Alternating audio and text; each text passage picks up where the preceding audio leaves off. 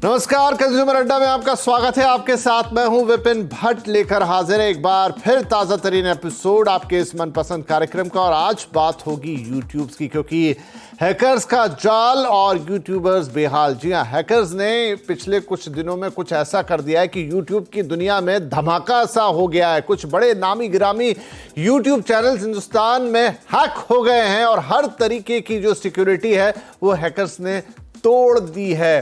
तो एक तो ये बड़ी बात कि भाई अचानक से आप भी किसी YouTube चैनल को फॉलो करते हैं तो वहां पे कुछ और नजर अच्छा, हैकर्स ने सिर्फ इनको हैक नहीं किया है, अपने ऐड डाले, अपने वीडियो डाले, यहां तक कि वहां पे स्कैम चलाने की भी कोशिश की, QR कोड डाले, लोगों से पैसे मांगे, लोगों ने पैसे दिए भी, यानी जाल में फंसाने का पूरा इंतजाम। और आपके अपने भी तो YouTube चैनल होंगे, हम में से बहुत सारे लोग, भले ही बहुत बड़े पैमाने पर नहीं, लेकिन छोटा मोटा YouTube अपना वीडियो डालते हैं।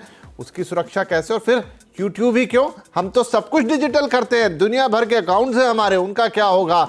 ये सारी बातचीत आज हम आपको करेंगे। लेकिन सबसे पहले बताते हैं कि इस YouTube की दुनिया में घटना क्या घटी है, कितना हल्ला मच गया है। देखिए क्या कर दिया इस बार कारनामा हैकर्स ने। तो हैकर्स ने कई YouTube चैनल्स को अपना निशाना बनाया है। तन्मय भट्ट का चैनल, बरखा दत्त का चैनल, और भी कई बड़े नाम हैं जो गिनाए जा सकते हैं। हालांकि ये चैनल अब रिस्टोर हो चुके हैं, ये मैं आपको अपडेट दे दूं, लेकिन हैक हो गए थे।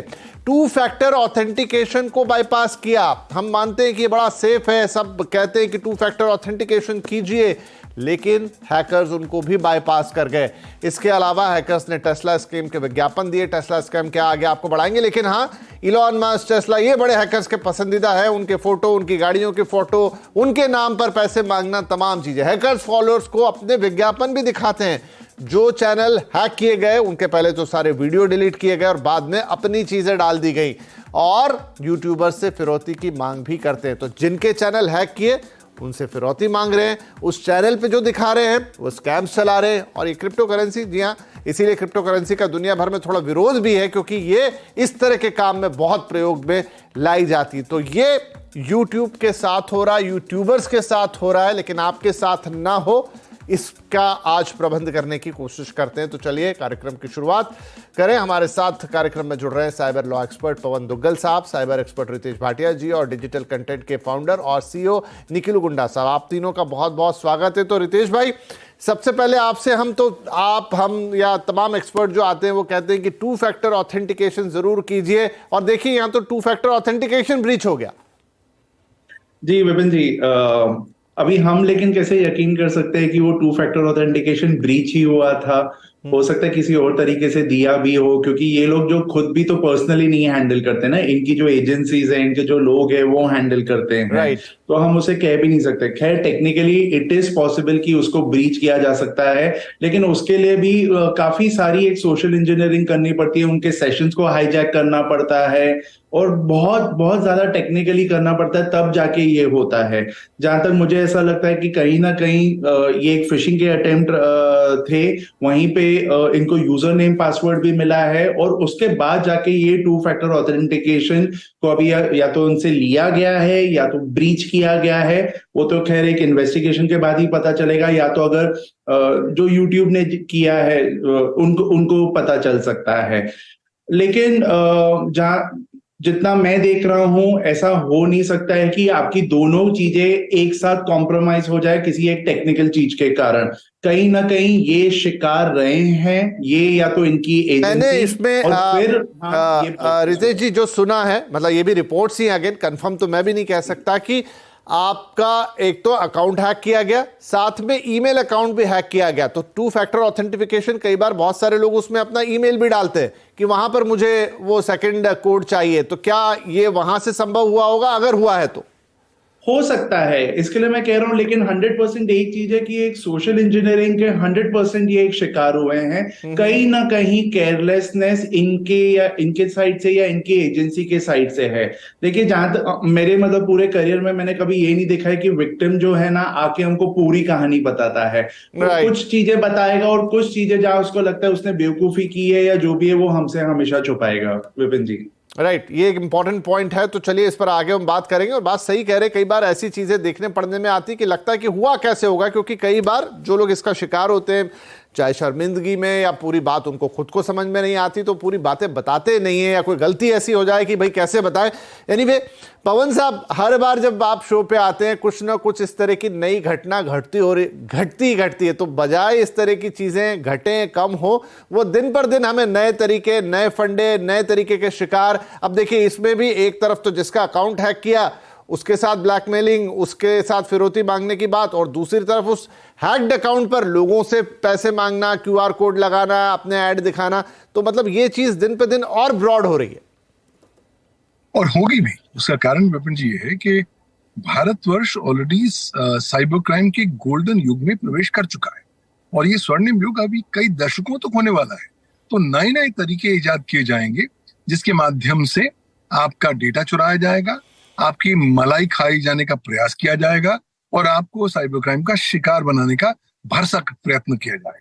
तो कहीं ना कहीं हमें समझना होगा कि आज एब्सोल्यूट सिक्योरिटी नाम की चीज मौजूद नहीं है। जो कल सुरक्षित था वो आज सुरक्षित नहीं है और जो आज सुरक्षित है वो कल बिल्कुल भी सुरक्षित नहीं होने वाला। तो लिहाजा कहीं ना कहीं हमेशा जागरूक हमें रहना पड़ेगा।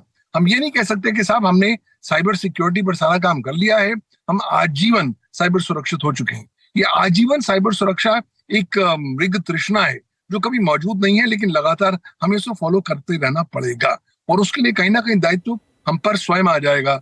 अब ये जो चैनल्स हैक हुए हैं, हमें नहीं पता हैकिंग किस तरीके से किया गया है, लेकिन उद्देश्य बहुत क्लियर रहा है कि जहां जहां कमजोरी रही उसी कमजोरी का शोषण करते हुए सिस्टम के अंदर लोग घुसे, लोगों ने नियंत्रण कंप्लीट लिया, एडमिनिस्ट्रेटिव कंट्रोल लिया और फिर जो रियल लेजिटिमेट ओनर था उसको बाहर निकाला और उसके तमाम सारे जो फॉलोअर्स थे, उसके जो यूजर्स थे, उसको एक संदेश देने का प्रयास किया, जाल बिछाया। कुछ लोग जाल में फंसे भी, लेकिन लोग इसलिए फंसे क्योंकि उन्हें जानकारी ज्यादा नहीं थी। तो इस तरह के नए नए प्रकरण इसलिए ज्यादा होते जाएंगे क्योंकि अब वीडियो हमारे लिए primary source of education and communication and entertainment हो गया है। तो इससे ज्यादा अटैक ये वीडियो आक्रमण वीडियो प्लेटफॉर्म्स पर रहेंगे और हमें इसके लिए लगातार तैयार होना पड़ेगा। कानून का इंतजार करेंगे तो हो सकता है बहुत लंबा इंतजार हो जाए क्योंकि कानून अभी तक सक्षम नहीं है इस तरह की चुनौतियों को पूरी तरीके से डील करने के लिए। और अब तो बोलबाला आर्टिफिशियल इंटेलिजेंस का आ गया है। ये बहुत सारे आक्रमण अब आर्टिफिशियल इंटेलिजेंस के माध्यम से किए जा रहे हैं ताकि उनको डिटेक्ट करना, उनको इन्वेस्टिगेट करना स्वयं अपने आप में और बहुत बड़ी चुनौती होने वाली है। जी, ये बिल्कुल आपने सही कहा कि जितना डिजिटली हम एडवांस हो रहे हैं उतनी ज्यादा चुनौती बढ़ती चली जा रही है और अब तो एआई जैसी चीजें भी आ गई हैं तो उसका भाई इस तरफ भी उपयोग हो सकता है, क्यों ना होगा। गलत लोग भी उसका इस्तेमाल करेंगे। निकुलू साहब, कैसे समझे क्या जो ये यूट्यूबर्स होते हैं या इवन बड़े यूट्यूबर्स होते हैं वो अपने अकाउंट को लेकर उतना मतलब उनको लगता है कि भाई हमारा अकाउंट कोई क्यों हैक करेगा, बैंक अकाउंट हैक होता है तो समझ में आता है, कुछ पर्सनल ऐसी, ये तो पब्लिक चीज़ है, इसको क्यों अकाउंट करना। तो क्या लापरवाही बरती जाती है। और जैसा अभी बता रहे थे रितेश जी की भी कहीं ना कहीं सोशल इंजीनियरिंग हुई कि किसी सबऑर्डिनेट ने कुछ ना कुछ या तो ढीला छोड़ दिया या शेयर कर दिया, कुछ इस तरह की प्रॉब्लम हुई। हुए सर। विपिन जी, मैं एक बात बोलता हूँ, लास्ट 15 दिन में मेरे को दो केसेस आया था।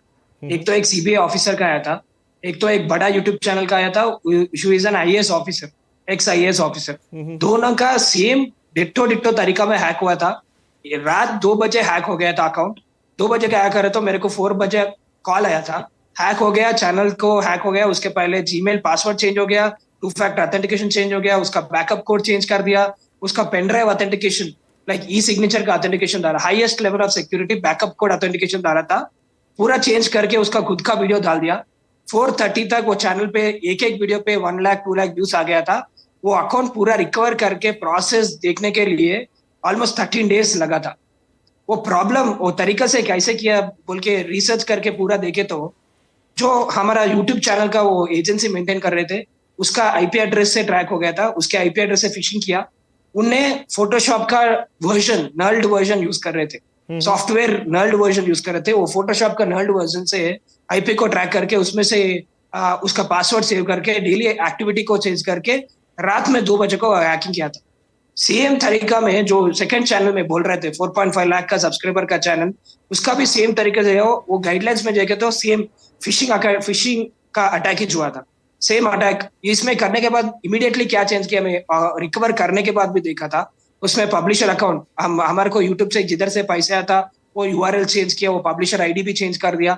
एंड ये मंथली रेगुलरली मंथ एंड पे और फर्स्ट वीक में यूट्यूब से पैसे आता था, उस समय जनरली हो जा रहे। एंड पूरा एक्टिविटीज का दूसरा एक चीज में गाइडेंस में लिया था, एक तो सिमिलर पासवर्ड्स भी यूज किया था, उसका जीमेल पासवर्ड, उसका YouTube channel password and access भी 2-3 लोगों को दिया था। And they are operating from the same IP address, जो जिस आईपी एड्रेस से कर रहे थे वो आईपी एड्रेस को फोटोशॉप से ब्लॉक करके ऐसा हुआ था। एंड पूरा वो पैटर्न जो है यूट्यूब में जो वीडियोस भी अपलोड किया राइट, पूरा तो नहीं आपने बहुत अच्छा ये पूरा वाकया बताया है। रितेश, क्या लगता है आपको? अब जैसे ये भी कहानी जो ये बता रहे हैं कि सेम पैटर्न दिख रहा है, सब कुछ है, हो सकता है यहां पर भी कुछ भूलें हो रही हो, कुछ गलतियां हो रही, लेकिन आपको क्या लग रहा है ऐसे तो फिर कोई खास हो, कोई आम हो, सभी के मेल्स, सभी के, और मेल तो काफी सेंसिटिव भी होती है, चलिए आप अपने यूट्यूब चैनल के लिए उतनी चिंता ना करें, लेकिन मेल अकाउंट तो सबके लिए बहुत इंपॉर्टेंट डॉक्यूमेंट्स और पता नहीं क्या क्या। हाँ विपिन जी, अगर आप देखोगे ना, अगर जैसे ये पैटर्न भी बता रहे हैं जो भी है, अल्टीमेटली आप देखो कितने भी वो सोफिस्टिकेटेड तरीके से कर रहे हैं, उनकी वो आईपी के थ्रू जा रहे हैं वगैरह सब, उन्होंने क्या बताया कि वो जो वीक लिंक क्या था, वही अल्टीमेटली वो सोशल इंजीनियरिंग था, वही जो पासवर्ड्स को हमने रीयूज किया है। इशू क्या हो गया ना, हम ये जो बड़े जो प्लेटफॉर्म्स हो जाते हैं ना, हम इन पे ना इतना ज्यादा ट्रस्ट करते हैं कि हमें लगता है कि यहाँ पे कुछ भी नहीं हो सकता है। जैसे कि अगर आप गूगल को ही देख लो, हम गूगल पे इतना ट्रस्ट करते हैं कि हमको अगर कोई भी पर्टिकुलर नंबर हम ढूंढ रहे हैं और हमको वो नंबर जो दिख गया, हम ऐसा मतलब ब्लाइंडली उस पर विश्वास कर देंगे कि हाँ ये नंबर अगर गूगल दिखा रहा है तो सही है। और रितेश जी, मैं आपको बीच में, आपने गूगल का नाम लिया तो बहुत सारे लोग इस कारण से कि बहुत सारे पासवर्ड मैं कहाँ याद रखूंगा, आप गूगल पे जब भी कोई जाते हैं, आप 99% तो गूगल से ही आप कोई भी साइट खोलते हैं, वहां पर पासवर्ड डालते हैं तो वो प्रॉम्प्ट आता है कि क्या मैं इसको याद रख लूं, क्या आपको सेव कर लूं, और अधिकतर लोग वो कर लेते हैं अपनी सहूलियत के लिए। क्या ये करना चाहिए? खैर मैं तो नहीं एडवाइस करूंगा, मैं तो नहीं करता हूं, मतलब मैं मेरे पासवर्ड्स एक्चुअली ध्यान में याद रखता हूं, और इसके लिए बहुत जरूरी है कि आप ये एक ओटीपी के थ्रू या तो जो जिसको हम बोलते हैं कि पासवर्डलेस एक्सेस हो, वो यूज करना चाहिए कि भाई हमको पासवर्ड नहीं मालूम है, आप ओटीपी भेज दो, हम ओटीपी से साइन इन कर देंगे। तो मैं जनरली वैसे करता हूं। लेकिन बात आ रही है अब जब, क्योंकि मैं आपको गूगल के बारे में बता रहा था कि यहाँ पे भी जो नंबर्स आ जाते हैं हम ट्रस्ट कर देते हैं, और उसी से आपने देखा कि कितने सारे फ्रॉड्स भी हुए हैं। वो केदारनाथ का हेलीकॉप्टर स्कैम या जो भी है, ऑनलाइन अपॉइंटमेंट किसी हॉस्पिटल का वगैरह। तो कहने का तात्पर्य यह है कि आप एक बड़े जो भी वो एक टेक्नोलॉजी प्लेटफॉर्म है, वो अपने हिसाब से वो अपनी सिक्योरिटी कर रहा है, लेकिन हमको भी ऐसे ब्लाइंडली जैसे उस पर ट्रस्ट करना वो नहीं चाहिए। ऐसा नहीं है कि आपने YouTube पे वीडियो डाल दिया, जैसे मैं देख रहा था कि जब इनकी हैकिंग हुई थी तब वो मतलब बोल रही थी कि मैं बहुत टीयर्स में हूं वगैरह, सब मेरी 4 साल की मेहनत वगैरह। तब मैं सोच रहा था आपका बैकअप किधर है? आप इतना कैसे एक चीज को मतलब ट्रस्ट कर सकते हो कि आप अपने पास वो बैकअप नहीं रख रहे हो? आपकी अगर एजेंसी है तो उनके पास भी एक बैकअप होना चाहिए। तो अगर कहीं से मिस्टेक हो भी गया, मान लीजिए आप सोशल इंजीनियरिंग के शिकार हो भी गए, आप बोल रहे थे कि ये मेरा पूरा 4 साल की मेहनत है, तो 4 साल की मेहनत एक अपने पास भी रखिए। तो ये बैकअप रखना बहुत जरूरी है। और ये यूट्यूब वीडियोस वगैरह जो है, आप भले उस पर एडिटिंग कहीं पे भी कीजिए, लेकिन तुरंत उसको वापस से डाउनलोड कर दीजिए, क्योंकि ऐसी हादसाएं विपिन जी बहुत होती बैठेगी, हर किसी के साथ होती बैठेगी, और आप ये नहीं बोलोगे नहीं मेरे पास कोई बैकअप ही नहीं था। जी, तो दुग्गल साहब, मैं बैठे बैठे आप लोगों की बातें सुन रहा हूं तो सोच रहा था कि पहले क्या होता था, आज क्या होने लगा। अब पहले भी हमें सिक्योरिटी की जरूरत थी, घरों पे ताले लगते थे, लेकिन कुछ असामाजिक तत्व ताले तोड़ते थे, चोरियां होती थी, डाके डलते थे। लेकिन हम आजकल जब महानगरों में देखते हैं तो जो कम्युनिटी लिविंग है वो सेफ मानी जाती है कि भाई आप अपनी बिल्डिंग में हैं, उसमें नीचे भी एक वॉचमैन है, फिर ओवरऑल एक सिक्योरिटी का घेरा है, वहां पर इस तरह की घटनाएं कम घटती हैं। तो क्या इसी तरह का कुछ मॉडल अब हमें इसमें लगेगा? जब हम सब डिजिटल हो चुके हैं, हमारे सारे काम डिजिटल होते हैं, तो या तो कोई एक ऐसी प्राइवेट एजेंसी हो जो एक बाहर सिक्योरिटी का घेरा दे कि चलिए आप सब लोगों को हम सिक्योर करेंगे, या गवर्नमेंट ये काम करे, क्योंकि मुझे लग रहा है शायद उसी तरीके से होगा। इंडिविजुअल के लिए बस की बात नहीं है। देखिए, जब आप एक इंडिविजुअल हैं तो अगर आप इस तरह के एक समूचे कवर की बात कर रहे हैं तो शायद ये कवर मिलेगा नहीं आपको। अगर आप सोच रहे हैं कि सरकार आपकी साइबर सुरक्षा को प्रबल रूप से सुरक्षित करेगी तो वो भी आप गलत सोच रहे हैं। क्यों? क्योंकि गड़बड़ अगर आप करेंगे, अगर दुरुपयोग अपने प्लेटफॉर्म्स का, नेटवर्क्स का, डिवाइसेस का आपके यहाँ हो रहा है तो सरकार कुछ कर नहीं पाएगी। हाँ, सरकार रिएक्टिव मोड में आपकी मदद कर सकती है, लेकिन प्राइमरी मदद आपने स्वयं करनी है। बड़ी पुरानी कहावत है, अपना हाथ जगन्नाथ। आज हमें यही हालत अपने लिए अपनानी पड़ेगी। स्वयं साइबर सुरक्षा को जीवन जीने की शैली के स्वरूप में अडॉप्ट करना पड़ेगा। ये मानसिकता कि साइबर सुरक्षा सरकार की जिम्मेदारी है, उसको छोड़ना पड़ेगा और हमें छोटे छोटे कदमों के माध्यम से अपने डेटा, अपने डिजिटल प्रेजेंस को सुरक्षित करने का प्रयास करना पड़ेगा। आज कहीं ना कहीं हम लोग भारतवासी बहुत ज्यादा विश्वासी हैं, हर चीज जो देखते हैं उस पर विश्वास करते हैं। तो अब वो समय आ गया है कि हम हर जानकारी पर विश्वास करने से पहले अपने मस्तिष्क में अविश्वास या और मिसट्रस्ट और डिस्ट्रस्ट की धारणा को पैदा करें। जब तक कोई जानकारी को हम इंडिपेंडेंटली वेरीफाई ना करें तब तक उसको रिलाई ना करें। और हम अक्सर हमारे जो पैनिक एलिमेंट होता है उसको टारगेट करते हैं साइबर क्रिमिनल्स। तो कुछ भी चीज जल्दबाजी में मत करिएगा, कोई लिंक को क्लिक मत करिएगा, अच्छा एंटीवायरस प्रोग्राम रखिए, अच्छा फायरवॉल रखिए, अपना बैकअप का सुरक्षित रखिए। क्योंकि अल्टीमेटली आपका डेटा ही आने वाले समय में आपकी सबसे बहुमूल्य एसेट बनने वाला है। तो अगर वो एसेट सुरक्षित रहेगा आपके माध्यम से, आप कॉन्स्टेंटली ड्यूली डिलिजेंट रहेंगे, सावधान रहेंगे और निगरानी रखे रहेंगे, तब संभावित तौर पर आप इस तरह के उभरते हुए नए साइबर क्राइम्स के शिकार होने से बच पाएंगे। बिल्कुल। तो दुग्गल साहब कह रहे हैं कि अवेयरनेस ही हमारा सबसे बड़ा हथियार हो सकता है। तो एक छोटा ब्रेक लेते हैं और आपके एंड पर उस अवेयरनेस को क्रिएट करने की कोशिश करते हैं कि भाई क्या कर सकते हैं आप। अगेन कुछ मोटी बातें आप जानते हैं, पासवर्ड ऐसे बनाए, 2 फैक्टर ऑथेंटिकेशन रखें, लेकिन फिर भी कहां गलती होती है कि घटनाएं घटती हैं। उन्हीं 2 इंपॉर्टेंट पहलुओं पर बात करेंगे इस छोटे से ब्रेक के बाद। Welcome back. हैकर्स का जाल यूट्यूब पर बेहाल। हाल ही में घटी कुछ घटनाएं जिसमें यूट्यूब चैनल पूरे हैक किए गए और उनके ऊपर दूसरी इंफॉर्मेशन डाली गई, गलत पूरे वीडियो डिलीट किए गए, लोगों से पैसे मांगे गए और जिनके चैनल्स थे उनसे रैंसम मांगा गया। इस तरह की घटना हुई और इसी वजह से आज फिर से हम आपको सजग करने की कोशिश कर रहे हैं। Now come to the point. Important है कि आपको क्या करना है, तो अपने एक्सपर्ट से राय इस पर लेंगे। निखिलू, क्या गलतियां हो रही हैं, कौन से वो वीक पॉइंट्स है, वीक लिंक्स हैं जिसकी वजह से घट रहा है? पासवर्ड के हिसाब से देखे तो सिमिलर पासवर्ड डाल रहे सब लोग, जो स्विगी में यूज करते हैं, जोमेटो में यूज करते हैं, जीमेल को यूज करते हैं, same password all social media पे यूज कर रहे हैं। वो तो एक प्रॉब्लम है। दूसरा ये है कि पब्लिक वाईफाई यूज कर रहे हैं, किधर भी जा रहे हैं तो उधर पब्लिक वाईफाई यूज कर रहे हैं। एंड अदर थिंग, स्पैम में क्या हो रहा है, व्हाट्सएप में कुछ फिशिंग लिंक्स आ रहे हैं, वो लिंक्स यूज कर रहे हैं। एंड पासवर्ड्स का पैटर्न भी, अभी मेरा नाम है निखिल @ उसका date of birth, different patterns use कर रहे हैं। अभी ये टेक्नोलॉजी से क्या हुआ, डिफरेंट पैटर्न्स भी हमारे को पता चल रहे हैं। एंड बहुत डेटा ब्रीचेस हो रहे हैं। अभी स्विगी का डेटा ब्रीच हुआ, डिफरेंट डेटा ब्रीचेस हो रहे हैं। डेटा ब्रीचेस में हमारा सिमिलर पासवर्ड है तो वो सेम पासवर्ड हैकर्स को जीमेल पे भी यूज करने का बहुत दिख रहा है। क्योंकि जीमेल तो हम पहले एक 2-3 years के पहले क्रिएट करते, उसके बाद क्या हो रहा है बोले तो सेम पासवर्ड यूज करने के समय ये हो रहा है। मेरा ये है कि इंपॉर्टेंट थिंग्स जो करना है, 2 फैक्टर ऑथेंटिकेशन करना है, पासवर्ड्स फ्रीक्वेंटली, एटलीस्ट इंपॉर्टेंट जो है फेसबुक या इंस्टाग्राम, ट्विटर एंड या यूट्यूब चैनल जो है 15 to 20 days से में चेंज करना जरूरी है। चेंज करके याद रखना, इट शुड बी डिफिकल्ट, थोड़ा डिफिकल्ट पासवर्ड तो रखना। एंड 2 level करना। एंड एक्टिविटी बोल के एक रहता सेटिंग्स में ऑप्शन पे, किधर डिवाइसेस में, किधर आईपी से हम एक्टिविटी लॉग इन कर रहे हैं। एक बार जो क्रिएटर है, कंटेंट क्रिएटर, इंस्टाग्राम का इन्फ्लुएंसर हो या यूट्यूब का क्रिएटर हो, वो एक बार चेक करना पड़ना जरूरी है। चेक करे तो पता चलता किधर से कोई ट्राई कर रहे, हमारा सिस्टम से हैक हो रहे और किधर से होता बोल के वो भी एक ट्रैक तो चलता रहता।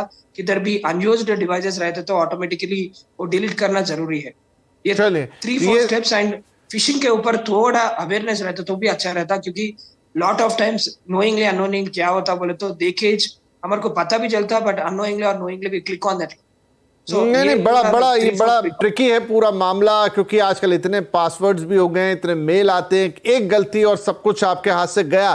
तो रितेश साहब, क्या इसमें आप और ऐड करेंगे? और दूसरा, मैं इन दिनों और मल्टीपल फैक्टर ऑथेंटिकेशन की भी बातें सुन रहा हूं। मैंने देखा नहीं कि कैसे हो रहा है, कहां हो रहा है, किसने उसे इंप्लीमेंट किया है क्या, लेकिन आगे चलते हुए ऐसा ही होगा, मल्टीपल फैक्टर ऑथेंटिफिकेशन। और क्या बातें हैं जो ध्यान रखने की हैं, जो बिल्कुल गलती ना की जाए? नहीं, तो अगर आप मेरे को पूछेंगे कि इसमें पूरी चीज की जिम्मेवारी किसके, मैं पहले यूट्यूब पे डालूंगा। क्योंकि अगर आपने शुरू में जब शो में पवन जी भी बोल रहे थे कि देखिए एआई वगैरह ये सब इतना आगे बढ़ रहा है वगैरह, और यूट्यूब भी एआई यूज ही कर रहा है ना। मेरे को कौन सा वीडियो पसंद आ रहा है उसके बेसिस पे मेरे को बाकी वीडियोस दे रहा है। वो अपने जीमेल में भी हर जगह और बहुत सालों से वो एआई यूज कर रहा है। तो यहाँ पे भी थ्रेट डिटेक्शन के लिए वो एआई यूज कर ही रहा होगा। उसके लिए ये पहली बार नहीं है कि ये अकाउंट्स हैक हुए हैं, उसको पता है कि ये पैटर्न्स क्या है। जहां तक कि आप टू फैक्टर की ऑथेंटिकेशन की बात कर रहे हैं, इसके अंदर बहुत अच्छी तरह पता रहता है गूगल को कि जैसे मैं अगर जीमेल और कोई आईपी से कर रहा हूं तो वो हमेशा एक वो बोलता है आपके फोन पे कोड आएगा या जो भी है उसको समझ में आ जाता है, वो डिटेक्ट कर सकता है। तो यही चीज है टू फैक्टर ऑथेंटिकेशन, जहां पे हमको पासवर्ड के अलावा एक आध और चीज ओटीपी वगैरह जैसे चीजों की जरूरत पड़ेगी। तो पहले ये जो इंटरमीडियरीज है, ये जो प्लेटफॉर्म्स है, इनके ऊपर भी बहुत बड़ी जवाबदारी है। ऐसा नहीं है कि हम पे एहसान कर रहे हैं कि हमने पूरा वीडियो बनाया, आप मेरे को एक ऐड दे रहे हो और उसकी रेवेन्यू दे रहे हो। नहीं, आपको हमारा भी ध्यान रखना पड़ेगा क्योंकि हम आपके प्लेटफॉर्म को ट्रस्ट कर रहे हैं। लेकिन सेकंड पॉइंट ये रहेगा जो मैं आपके शो पे हमेशा बोलता हूं, एक टाइम था हम बोलते थे ट्रस्ट बट वेरीफाई, अब जो समय है वो है डिस्ट्रस्ट एंड वेरीफाई। तो जैसे कि आपको लिंक आया है वगैरह ऐसा, पॉज, रुकिए जरा, देखिए कि क्या है वो लिंक पे। मतलब खाली माउस भी आप ऊपर देखोगे ना तो वो पता चलेगा कि हाँ यार ये जीमेल से नहीं आया हुआ है। आप उसका फ्रॉम आईडी देखिए, खाली यूट्यूब अकाउंट लिखा है इसका ये मतलब नहीं है वो सही है। उसके एरो पे आप क्लिक करेंगे तो आएगा कि कौन से एक पर्टिकुलर ईमेल आईडी से आया। और लास्टली आप साइबर में हो, आपका डेटा ऊपर है, तो हमेशा याद रखना डेटा का एक बैकअप होना बहुत जरूरी है। और इसका प्रिंसिपल बहुत सिंपल है, 3, 2, 1, 3 copies of data on 2 different devices, और उसमें से एक होना चाहिए ऑफ साइट लोकेशन पे।